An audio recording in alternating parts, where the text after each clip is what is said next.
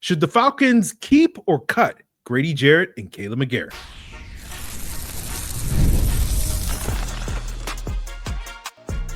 You are Locked On Falcons, your daily Atlanta Falcons podcast. Part of the Locked On Podcast Network, your team every day. Welcome back, everyone, to another illustrious episode of the Locked On Falcons podcast, your daily Atlanta Falcons podcast, part of Locked On Sports Atlanta, your team every day. And if you don't know me, I'm your very humble host, Aaron Freeman. I've been covering the Atlanta Falcons for almost 2 decades, formerly at falcfans.com, RIP. You may know me as Sirius Black. You may also know me as Mr. AKA, as the iron that sharpens the iron, all that jazz and more. And I appreciate each and every one of you that is an everydayer of this podcast that makes this very illustrious, very humble, very exemplary podcast your first listen each and every day. And all you got to do to become an everydayer is subscribe or follow for free on YouTube or wherever you listen to podcasts to get the latest episode as soon as it is available. So today's episode, we are talking about cut and keep candidates, right? We'll talk about a few trade candidates as well. But the bulk of today's conversation is going to be about Kaleb McGary and Grady Jarrett, where I feel like there is a case for and against cutting and keeping those two guys. And I think the other cases are, we'll get into it later on the episodes. But let's start off talking about Grady Jarrett. And, you know, he's got a $20 million price tag this year. The Falcons can save $16 million against the salary cap by cutting him. And we've talked about some of the ways that the Falcons can save a similar amount of money, not quite $16 million, but a similar amount of money by sort of treating Grady Jarrett like the Eagles treated Fletcher Cox towards the end of his career. One way that the Falcons could do that is what the Eagles did in 2022, where they cut Fletcher Cox and then re-signed him to a more team-friendly 1-year contract. The Falcons could do that with Grady Jarrett and sort of cut him, save the $16 million, and then use, you know, let's say $8 million of that or whatever it is towards this year on like a 1-year deal and use void years or whatever you need to do to lower the cap hit if you need to or whatever it is. That's what the Eagles basically did. Or the Falcons can do like a mini extension, like a 1-year extension, tack on some void years, and depending on how you structure it, you can move money around or whatnot. But, you know, there's a way to maybe save like $12 million in terms of salary cap if you were to do that. So there are ways for the Falcons to keep Grady Jarrett and still save a lot of money. And so the issues with Grady Jarrett is like, yeah, at this stage in his career, he's not worth $20 million, but he's probably worth half that amount, somewhere around that, somewhere in that $8 to $12 million range. And so the question is going to be whether or not the Falcons feel like they is worthwhile to try to get Grady back on that, right? That I think at this stage in Grady's career, you kind of want to get in the situation like the Eagles were at the very end of the Fletcher Cox era in those last couple of years there in 22 and 23, which is you just kind of want to get on like a 1-year sort of schedule where it's just like, okay, you see how it goes in 2025. And then if Grady wants to stay, you know, you just kind of do the song and dance over and over again. And so if he wants to keep playing in Atlanta, you bring him back for another 1 year. If he wants to retire or hit free agency, then, you know, he has that opportunity to do that. And I think Grady, because of, you know, his tenure here in Atlanta and what he's provided for this organization, I think he's earned the right to kind of get that sort of special treatment from this organization. You know, and it sounded like on locker cleanout day at the end of this past year that he was a guy that wanted to keep playing football and wanted to keep playing football specifically in Atlanta. So we'll see how that goes. But, you know, the issues with Grady is you're getting diminishing returns these last couple of years. I think you can kind of extend that a little bit if you can reduce his workload a little bit, basically making him a designated pass rusher along the interior. He's still by far your best interior pass rusher. But instead of playing 67% of the snaps like he did last year, you know, that number should probably dip below 50% of the snaps, maybe 45, somewhere in that range percent of the snaps. Cause, you know, just primarily a sub package guy, nickel situations, third downs, obvious passing downs, an occasional, you know, early down situation whenever you need it. But, you know, I think Grady still provides value as an interior pressure. You still have 34 pressures. And, you know, as a Falcon fan, I've learned that you don't take 34 pressures for granted.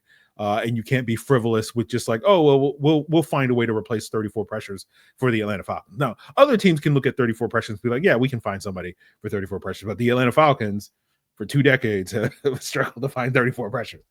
So to me, that's why I would make the case for keeping Grady Jarrett. But the argument for cutting Grady Jarrett is twofold, right? That the 16 million, the first way is the $16 million that you could save against the salary cap could go a long way to improving various areas of your roster. And then the second reason for cutting Grady Jarrett is that you have an opportunity with this specific draft class to find a very good young interior pass rusher in this year's draft class. And, you know, a lot of people is widely considered to be one of the stronger units in this upcoming 2025 draft class, very strong interior D-line class. When it comes to the $16 million savings, you know, if you're going to take that money and now invest it in other areas of the pass rush, like, you know, split that money over, you know, signing 2 premium free agents, 2 needle movers, either at edge and interior D-line, instead of, you know, it's basically the idea of instead of getting the 30 pressures from Grady Jarrett with that money, we can sign 2 free agents and get maybe like 80 pressures or more with that type of money. And so, for example, just to use this as an example, let's say you take the savings and you do a full court press at the beginning of the offseason, like, okay, Josh Sweat, Milton Williams, 2 of the top pass rushers available in the open market. You know, both of those guys are projected to get contracts north of $18 million a year, potentially in the $20 million range. Like, let's say you give Josh Sweat a contract very similar to Jonathan Gennard's $19 million a year contract from last offseason, or Milton Williams, you give him similar money to what Christian Barmore signed on his $21 million a year extension last year. That, you know, depending on how you structure the contracts, but that might only cost you about $12 million in salary cap space in 2025, right? And so the $16 million that you freed up for Grady Jarrett gives you the space to make those moves happen, right? Now, the issue with signing those premium free agents is not really how it's going to hurt your cap in 2025, right? Contrary to popular opinion, you can structure the contracts and backload these deals and make it very relatively cap friendly in year one. Where the problem is going to be with these big contracts is they're going to balloon in years 2 and 3, where you're going to have a bunch of guaranteed money owed to both of these guys, potentially north of $20 million for both Josh Sweat and Milton Williams after year 1. And you're just going to basically get into this cycle of constantly needing to kick the can down the road, restructuring all these contracts. And that sort of, you know, reality is fine when you're winning games, right? But if you're not winning games, it becomes a problem. We saw that with the end of the Thomas Dimitroff era when the Falcons were winning in 2016 and 2017. It didn't matter that they had 2016 and 2017, they didn't have that many high-priced players. It was in 2017 and 18 when they started paying all the guys, and then they stopped winning games when it became a problem. So we saw that issue, and you know, it's understandable why maybe this regime will be a little reluctant to get into that sort of cycle. And so, you know, $16 million that you save would be very beneficial to you in the short term, but you got to use that. Like, it's not just, oh, we're going to cut Grady Jarrett and then we're going to stash this money away for a rainy day. Like, you got to go out there and use that, in my opinion, in order to justify cutting Grady Jarrett. And then you look ahead to the draft class, right? By all accounts, again, is a very deep one at the defensive tackle position. And I was looking up, you know, sort of what you can expect in terms of year 1 statistical projections for first round D tackles in the event that the Falcons draft one in round 1 to replace Grady Jarrett. And I was a little surprised to see that you can expect similar production from what Grady Jarrett gave the Falcons last year to what a first round pick would give you, right? I looked at the last 20 interior D linemen taken in round 1. That goes all the way back to Jonathan Allen in 2017, and looked at their year 1 production. And on average, those rookies played about 14 games, played over 460 snaps, had 2.5 sacks, 5 quarterback hits, and 21 pressures in their first seasons. Grady Jarrett last year played 17 games, played 744 snaps, 2.5 sacks, 12 quarterback hits, and 34 pressures. Grady does come out better, but when you adjust on a per snap basis, it's pretty much the same. Like, Grady Jarrett played about 44 snaps a game. He had a pressure rate of about 7.3%. He had a knockdown rate, if you just count quarterback hits instead of just sacks, of about 2.6%.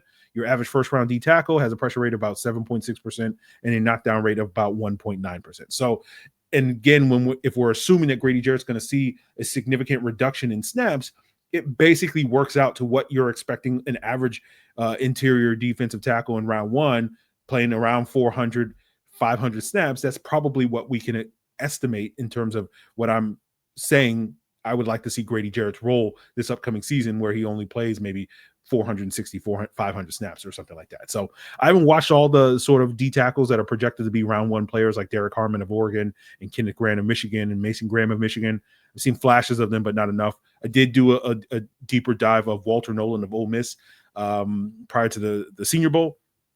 So we'll see sort of where I feel on this, at least the top of this D tackle class, because essentially like this plan of strategy of moving off of Grady Jarrett to draft a guy, if there's only like one guy that you really like, then like that to me is not a great strategy. But if you come away and you're like, yeah, there's three guys that we would be willing to take at 15, and depending on how the board falls, we'd be, willing to pull the trigger on one of those guys, that changes the math a lot more, where you feel much more optimistic that you'll be able to get your guy if you do go in this direction. So as someone that was firmly on the bandwagon of keeping Grady Jarrett for the last, 2+ months, there is a decent case that could be made that, it's worthwhile for the Falcons to move off of Grady Jarrett, especially if they're going to be aggressive, trying to upgrade their pass rush this offseason and use that money to do so. I would like to see, especially in a world where we're imagining the Falcons using an early round pick on a D tackle, I would love that guy to get a year working with Grady Jarrett. I think that would be very valuable for that player's development, but, tough choices will have to be made. And so, I think ideally the Falcons would be able to keep Grady Jarrett, find a way to free up, $8 to $10 million by restructuring his deal, and then still use that money to add some premium free agents, add that draft and draft that heir apparent in round one or whatever.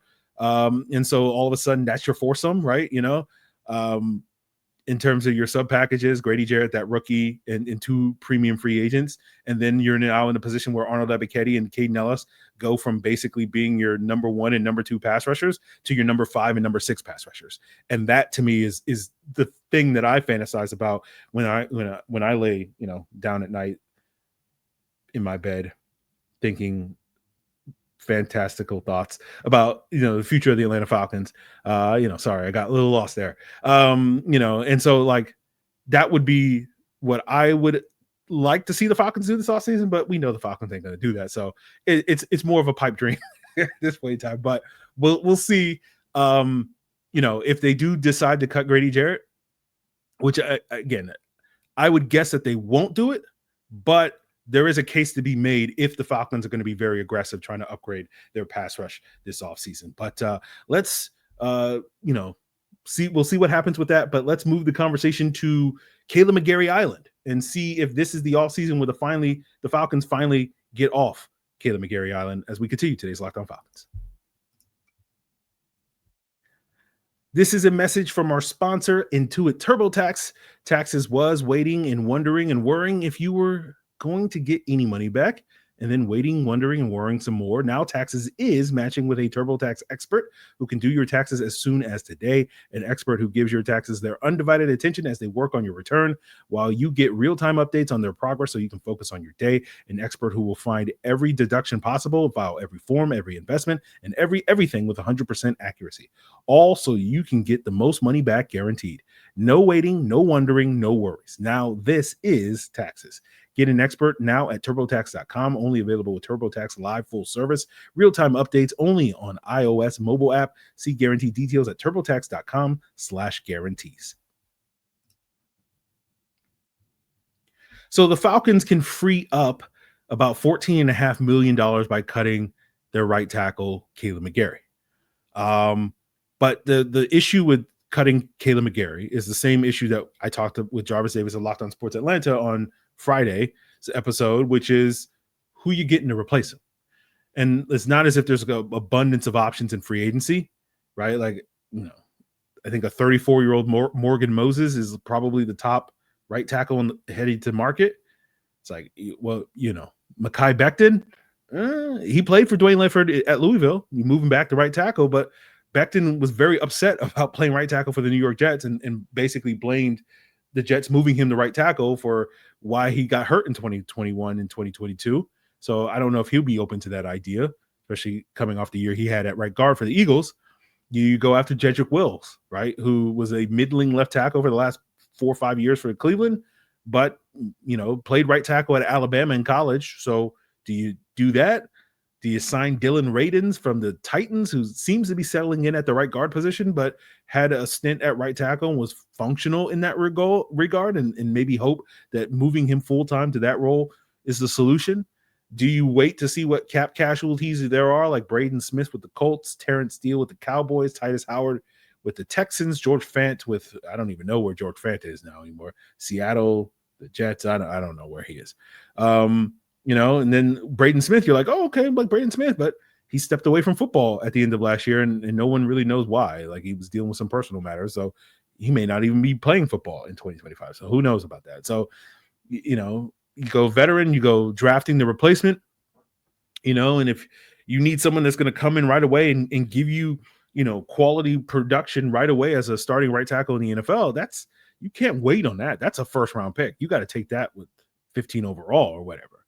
And then when you look at this year's draft class, and I haven't studied them, but by all accounts, it seems like the top offensive tackles that everybody likes in this draft class, a lot of people think are guards. Will Campbell of LSU, Armand Mimbu of Missouri, Kelvin Banks of Texas, are guys that some people think will be better suited playing guard, not necessarily. And so that doesn't sound like a great strategy of like, oh, this guy that a lot of people think should be a guard, let's start him day one as a right tackle and ask him to protect Michael Penix's blind side. And again, not to say that those guys couldn't do it just because I haven't watched them yet, but it is sort of doesn't fill you with hope and optimism that, oh, like our long-term solution at right tackle is available this offseason. So, I think the main justification for cutting Kaleb McGary is, Zach Robinson, right? More so than the whole Michael Penix, he's going to be Penix's blindside protector. I don't think that's as big a deal as some people will make it out to be, but I really do think the Zach Robinson conversation matters. And I'm sure some of you guys are like, Aaron, are you going to talk about Zach Robinson every chance you get on this podcast? And I'm like, yes, Your Honor, I will. But like, I think because of the way that Zach Robinson called the offense in 2024, and if that continues in 2025, which I'm referring specifically to the lack of play action, that is not conducive to Kaleb McGary's success, right? That if the Falcons are, like an NFL team averaging about 35 passes a game, 5 of those are play action passes. That means you're dropping back the pass 30 times on average in a game. And, asking Kaleb McGary to get in a straight drop back passing game 30 times is not really conducive to his success. I think it's one of the reasons why Kyle Pitts was not as effective and kind of marginalized in the passing game, because you constantly, if you wanted to play that way, as the Falcons did in 2024, you needed to constantly have the tight end, chipping. And so therefore he's marginalized in the passing game, right? Because you can't necessarily trust Kaleb McGary to stay on an island in pass pro for 30 times a game. So to me, your options are basically either one, you change the offense to make it more Kaleb McGary and or tight end friendly. And two, you keep doing what you're doing, and then you got to go out there and get a new right tackle. And you just got to hope that guy is going to be better served holding up on the island that Zach Robinson is going to put him on than Kaleb McGary has been. So, as they say, you can do it the easy way or the hard way. The choice is yours. But, I feel like the easy way is just change the offense. But, that's going to be a challenge. We'll see. We'll see if certain people are up for that challenge. But as I said to Jarvis Davis on Friday's episode, like, I've wanted the Falcons to draft an offensive tackle for 2 years now, 23, 24, and now we're going into 25. And to me, this is similar to what happened at the end of the Dimitroff era, or not at the end of the Dimitroff era, but towards the end of the Dimitroff era, where I remember very vividly, when Dan Quinn took over, like in 2016, 2017, and 2018, I wanted the Falcons to use premium investments on their offensive line, and they did not do that. And then the chickens kind of came home to roost for their offensive line beginning in 2018. And then the next basically 3 seasons after that, 2019 through 2021, the offensive line was a real struggle for this team.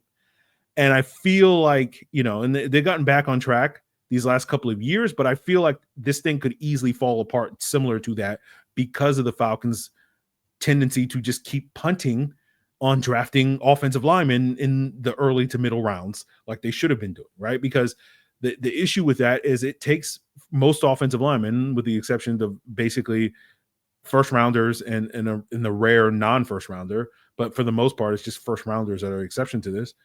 It takes these guys 3 years to develop, right? And so the reality is you need to draft your offensive lineman 3 years before you need them. And so if you wanted to replace Kaleb McGary right now in 2025, you should have drafted that guy in 2023, right? And if you're looking to move off of Kaleb McGary, if you're like, okay, well, we'll run it back with Kaleb McGary for one more year, and then next year we'll move off of Kaleb McGary in 2026, you need to draft that guy in 2024. You need to draft that guy last year. So they have to draft an offensive tackle this year. They have to, right? It's a year too late. It's arguably 2 years too late, but they have to do it. To me, it's non-negotiable that the Falcons have to draft an offensive tackle in this year's draft. Again, when they draft that offensive tackle is up to them and how the board falls and who they like and all that stuff. I'll give them the benefit of the doubt and say that they know what they're doing when they do that. Again, I don't really believe that, but we'll say that again. I'm not gonna pick fights with Terry Fonten. I'm just picking fights with Zach Robinson on today's episode. But to me, it's like it's just as non-negotiable as we sit here talking about the Falcons taking a pass rusher in round one. Where it's just like, you have to do that. You have to take an offensive tackle. Like, again, we will have conversations about the Falcons doing other things in round one and whatnot. But like, at the end of the day, it's like, you got to take a pass rusher in round one. Like all this other stuff is I don't know what you're doing. You're just doing stuff. So again, the only way that we're talking about them not taking a pass rusher in round one is if they go out there and go all in on free agency and just start throwing, big buku bucks around in free agency or whatever. And then they're like, oh, now maybe we don't have to take a pass rusher in round one. That's the only way. Like, you've solved your pass rush because you've added 27 sacks and 162 pressures or whatever it is, in March. So we'll see what the Falcons do. But I would say, unlike the Grady Jarrett, I don't think there's really that compelling a case to cut Kaleb McGary unless, you got some secret plan that no one else has figured out of like, we're going to upgrade this position. And I'm like, I would love to see it. It's just hard for me to I'm looking at the free agent options and I'm just like the draft options. And I'm just like, I don't see the clear cut plan. So we'll see if the Falcons have something up their sleeve, but I think it's a harder case to make to cut Kaleb McGary just because the available options aren't there because the Falcons have delayed drafting their insurance policy behind Kaleb McGary and Jake Matthews. And B, like the alternative options this offseason don't look that promising. So we'll see if they go down that road, but there are some other players that we can talk about, some quick hitters on some other players that may be on the chopping block, including Kaleb McGary's line mate, Jake Matthews, David Onyemata, and Younghoe Koo. And we'll get into all of that, guys, as we wrap up today's Locked On Falcons. So when the game tips off, the NBA action is just getting started, and there's no better place to get in on that action than with FanDuel, America's #1 sportsbook. With FanDuel, you can place live bets throughout the game. So even if you missed the opening tip-off or you just want to bet on that fourth quarter comeback, you can stay in on the action. And if you're looking for a bigger payout, you can even combine your bets in a same game parlay. And, you got to love FanDuel's live betting feature. It's going to keep every moment of the game exciting. And if you're a new customer, you can head on over to FanDuel.com and get $150 in bonus bets if your first $5 bet wins. Just visit FanDuel.com to join today. That's FanDuel.com for your shot at $150 in bonus bets. Make every moment more with FanDuel, the official sports betting partner of the NBA. So originally I was planning on doing a deeper dive on Younghoe Koo and the case for and against cutting him, but I'm trying to get a guest on next week to talk more in depth about sort of Koo's kicking issues and sort of changing his, wind up or whatever you want to call it. So we'll probably have a more informed opinion if we wait a week to talk about Koo. So we'll punt that to the week. But the one thing I will say that I recall Jarvis saying on Friday's episode when we talked about keeping or cutting Koo, and Jarvis laid out his reasons for it. I want to say Jarvis said like Koo is 30, and like 30 is like the prime for a kicker, right? Like a lot like quarterbacks, like a kicker's prime is like after the age of 28 and probably through the age of 35. It's why you see so many kickers still producing at a high level in their late 30s and 40s. So I don't feel like Koo being 30 is like, oh, he's over the hill now, like it is for most other positions. Like he's probably got another decade left theoretically of being a very effective NFL kicker, if he can get things back on track. But we'll save that Koo conversation for next week. Let's talk a little about David Onyemata, another cut candidate. I've been acting like it's a foregone conclusion that the Falcons are going to take the $8 million in savings by cutting David Onyemata. I don't know if there's really a compelling argument to keeping David Onyemata. If you're the Falcons, again, I think there's a more compelling argument for Grady Jarrett than there is David Onyemata at this point. So, let me know in the comments if you disagree with that statement. But Jake Matthews is a name I've seen other people's mention. There's $9.2 million savings if the Falcons do cut Jake Matthews. I don't really think that's a real conversation. Like, I feel like if the Falcons cut Jake Matthews, they are an unserious franchise. Now, it's a possibility that we could be having a conversation in earnest about cutting Jake Matthews a year from now, but I don't think there's any reason to have that conversation today. We could have lots of conversations in 2026 that we're not willing to have in 2025, like, drafting a quarterback in 2026. Like, that's a possibility a year from now when it's not necessarily a possibility today. So I wouldn't put too much stock in that. So yeah, that doesn't make any sense to me. Cutting Jake Matthews, I think it comes from the place of like, well, he's now not the blindside protector of Michael Penix. And so therefore we don't need to have a good left tackle. And I'm just like, do y'all not know that Jared Verse, like, you still need some guys, right? We got to play like Nick Bosa and Jared Verse this year. Like, what are we doing, guys? Like, what are we doing? So, we'll see on that front, but we can talk about some tradable players like Kyle Pitts and Tyler Allgeier being the chief ones. We've talked about those guys before on the podcast, but in case you missed it, the main reasons for trading both of those guys isn't because somehow your team is going to get better by losing both of those guys. It's just basically you probably at this point know, again, you don't know for certain, but there's a low probability that you're going to give those guys second contracts, with 2025 being the final year of both of those guys' contracts. So they're going to walk in free agency in 2026 anyway. And so the case for trading those guys is get something for them now, because you're probably not going to get anything for them in 2026. And I've speculated, you could get a 3rd round pick for Kyle Pitts, a 5th round pick for Tyler Allgeier. As I've said before, if someone offers more than a 5th round pick for Tyler Allgeier, like a 3rd or 4th round pick for him, I would take that and not ask questions. A 5th round pick, I think, is where it's borderline, where it's just like, I think Tyler Allgeier is just a little bit more valuable to the Atlanta Falcons, even for one season, than a 5th round pick is, because a 5th round pick is basically JD Bertrand as a backup special teams player, at least in terms of what year one contributions you're likely to get from that player. And now maybe, in the future, that guy turns into, I can't think of off the top of my head of a superstar 5th round draft pick in recent years, but I'm sure some of you guys are yelling at your phone at example. I can think of 4th and 6th round picks, but I can't think of a 5th round guy. Maybe that tells you something about the 5th round, because I know Bill Belichick used to just trade away 5th round picks any chance he got, because I think he just kind of, it was like one draft where they like missed on like 4 5th round picks, and then he like basically was like, never again, I'm never picking in the 5th round again. So that's an interesting exercise to do, because I do know sort of just like circumstantial evidence that like 5th round picks tend to, there was a stretch of years when I did the research where like 5th round picks actually underperformed compared to like 6th round picks. And it's like a weird thing with the 5th round, but that's a conversation for another day. But, I've seen some people suggest like the Falcons might only get like a 5th round pick for Kyle Pitts. And I feel like, man, that's not at all worthwhile for you. Like, maybe there's a world where you get a 5th round this year and then a conditional round pick next year that's better than that, that's based off of Kyle Pitts' production with his new team in 2025. Maybe you could sell me on that, depending on what the conditions are. But if all you're getting to me is a late round pick, like a 5th or a 6th round pick for Kyle Pitts, like that's not worth it. Again, that's, I'm not swapping Kyle Pitts for JD Bertrand. I'm sorry.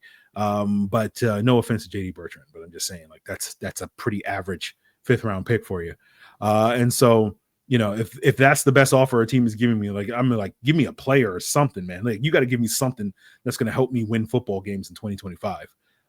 I can convince myself that, I'll be able to get someone that can help me win football games in the 3rd round. I can't do that in the 5th round, my guy.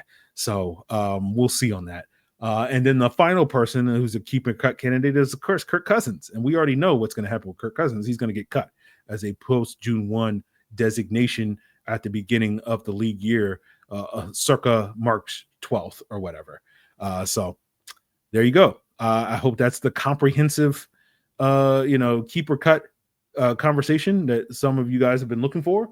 I'm sure as we get closer to free agency, we'll go through the entire list of like the 29 free agents the Falcons have, and talk about who's worth keeping and resigning or letting walk in free agency, and sort of what I think their markets are. But that will be a conversation for a later day. Tomorrow's conversation should be involving Josh Kendall of The Athletic, and we'll pick his brain on sort of, what's in store for the Falcons offseason. So make sure you continue to make Locked On Falcons your first listen. Check us out on YouTube or wherever you listen to podcasts. And of course, check out all the great shows across the Locked On Podcast Network, whether it's Locked On NFL with 2 shows daily, Locked On NFL Draft, Locked On NFL Scouting with the Draft Dudes, Locked On NBA, Locked On Hawks, Locked On Braves, all that and more. It's all part of Locked On Podcast Network, your team every day.